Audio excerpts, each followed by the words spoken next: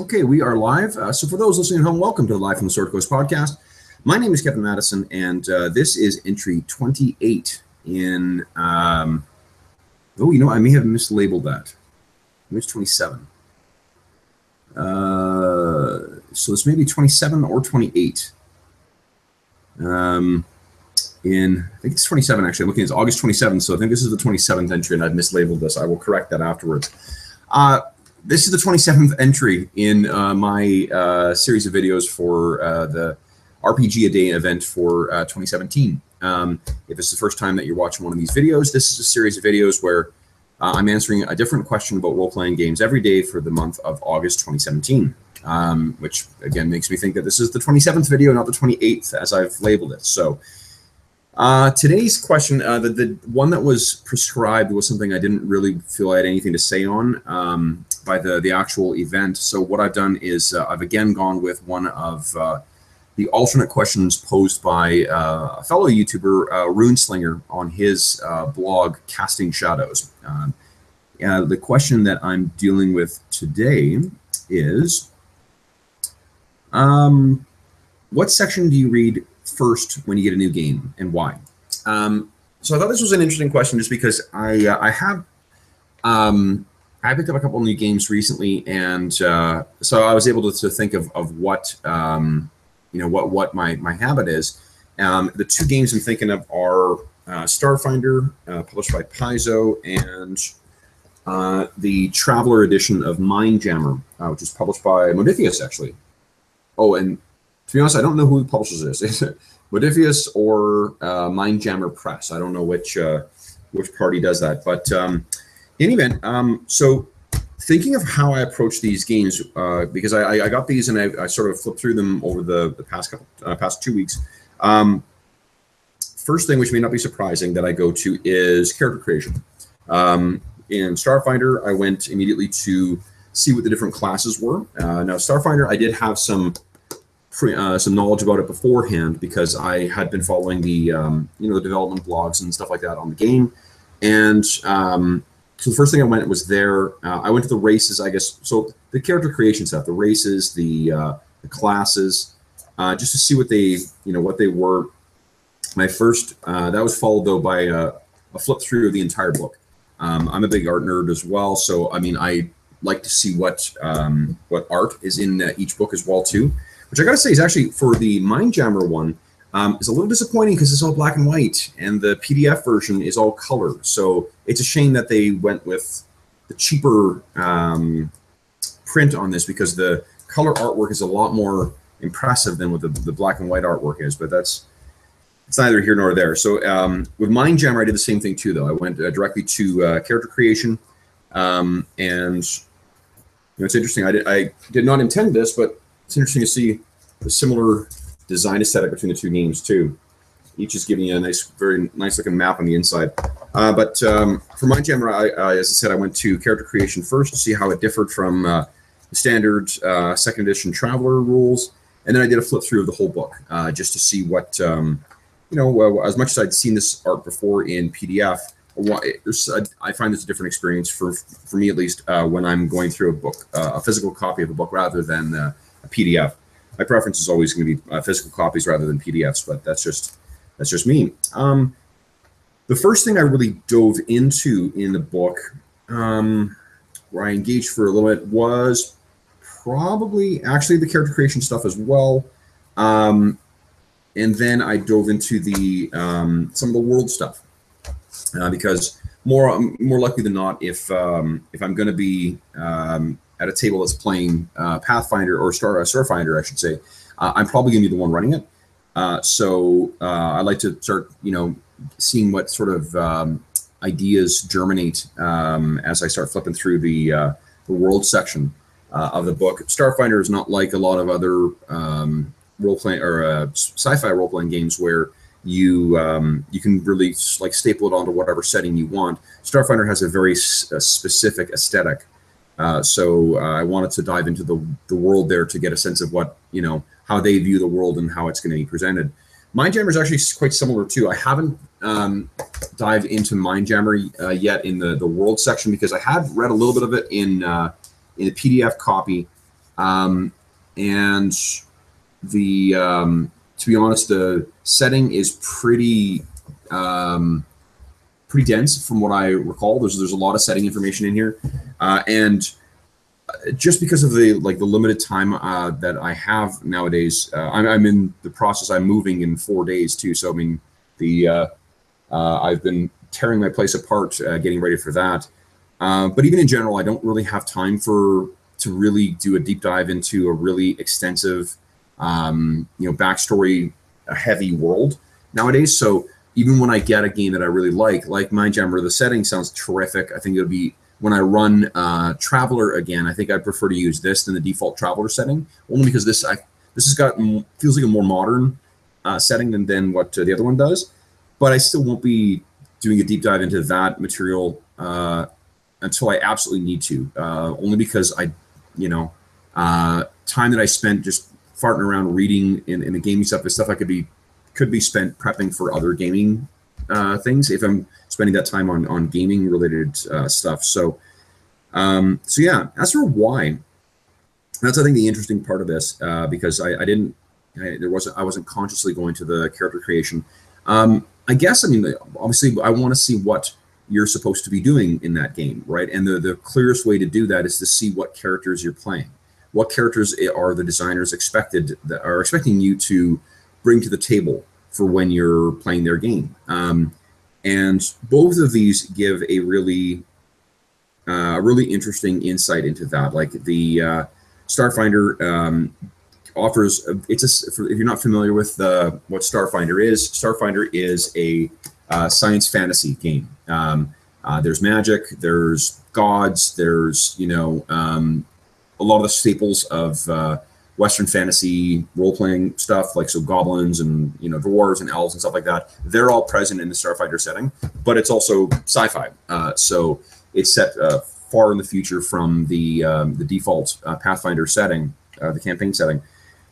But it's interesting to see what the characters are, because they've got like, for one thing, I noticed when I was doing my initial brush through of the character classes, I should say, is that magic is much more restricted in this. I think that your spells cap out at level 6, is either 5 or 6. So you're not seeing a lot of the really catastrophically powerful spells, at least not in the version or in the default core book.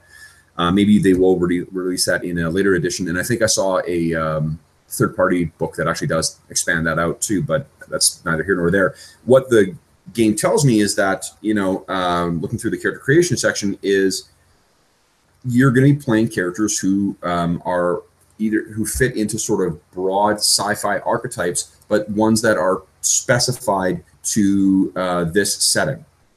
And what I mean by that is, like, for instance, there's one character class called a Solarian. And from what I can gather so far, what a Solarian is there's a neat picture of a Kasathan Solarian. Kasathan is the race there. But what Solarian does is they manipulate effectively like stellar energy. So they can manipulate either, I think it's cosmic energy or like gravitic energy that you would see in a collapsed star, like in a black hole.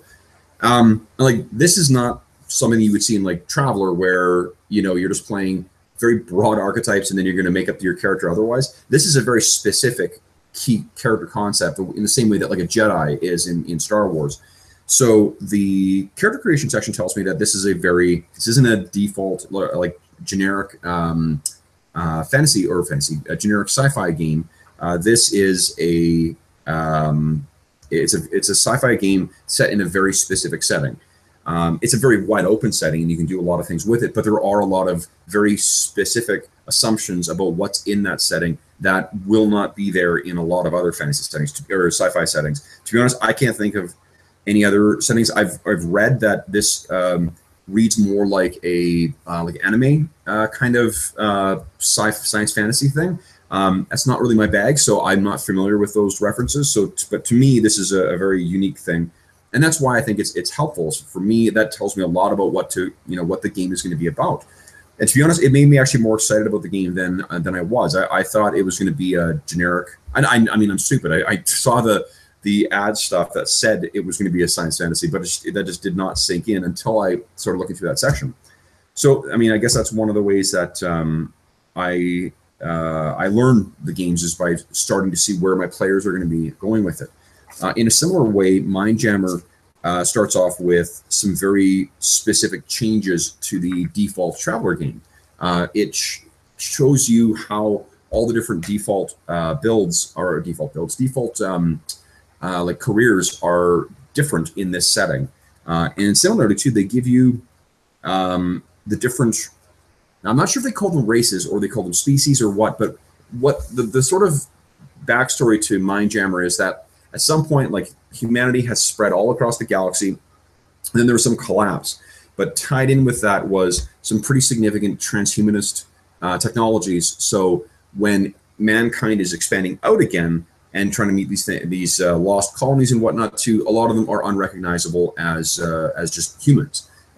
So that's where, I should say a lot of them, some of them are that way. And that's what's interesting about this game. And that likewise, going to that character section first, tells me that this is a very, very different game than the, than the sort of, 80s future that Traveler offers.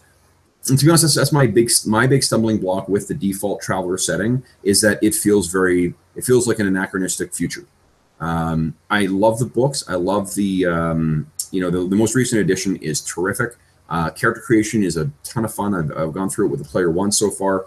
I'll bet you it plays really quick at the table, but that default setting just kind of, it doesn't do a lot for me. I'm sure there would be a lot of fun that would be had in the default, like in the course of play, but it's not something that really sparks my imagination. In contrast, this does. Like, going through the character section of this gives me a really good idea of what kind of, not only what, kind of interesting concepts that my players will be bringing to the table, but also things I can be doing behind the scenes and things I can use to challenge the players in it. So I find that really, really interesting. And I guess that's why I want to start seeing the game first through the eyes of what the players are going to be doing with it. And then I can find other stuff. I will note that neither of the games really has a great, like bestiary section in it. In fact, Starfinder does not have any. I think there's stats for one like sample monster in here. So there's no real thing. There's no real bestiary in there. But in a game where it is included, that's usually my second go-to thing. So I'll start with the character classes, then I'll go to the monsters, because as the DM, that's what I'm going to be using as adversaries against my players, and it'll give me a sense of what that world is like and how it differs. A kind of example of that is when I got Shadow of the Demon Lord the first time. So going through that, I went to the monster section, and it was great because there was Shadow of the Demon Lord has a lot of the signature monsters that you would expect in a Western fantasy kind of game, but there's also a lot of really interesting twists on them, and there's a lot of really unique monsters that are put in there as well. So that told me a lot about the game too. Why that's helpful is because it tells me that there are some expectation-defying aspects of that game. If players are going and expecting like a D&D type thing, it will be different than what they're expecting. Which is appropriate. That particular game is a horror fantasy game, and I put horror first because that's where the primary focus is put. It is a dark fantasy, but it is a horror dark fantasy. Anyway, that's my answer to that question.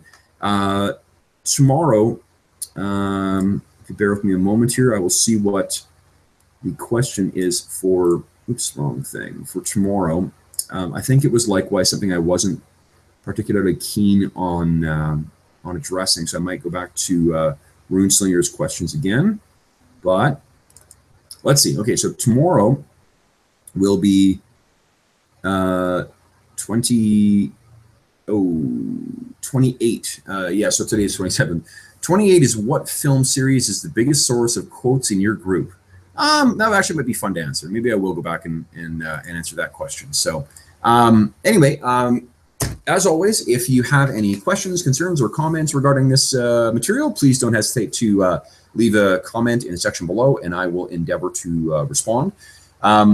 Otherwise, thank you so much for watching, and I will see you again tomorrow.